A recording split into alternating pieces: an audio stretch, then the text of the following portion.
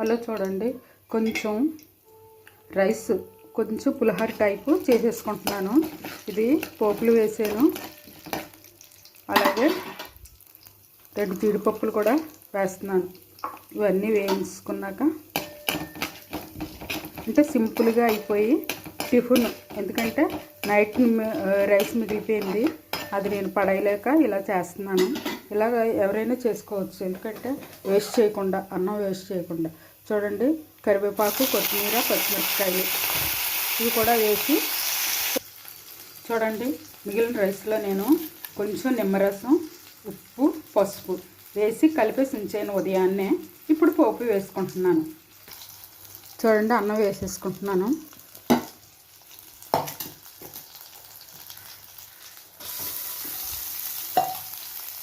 అంతేనండి, ఇలా మనం పోపు వేసుకొని చేసుకుంటే వేస్ట్ ఏది అవ్వదనమాట.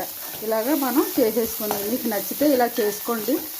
రైస్ అంటూ వేస్ట్ ఏది చేయకుండా ఉండడానికి కోసం. చూడండి, అయిపోయింది నిమ్మకాయ పులిహోర.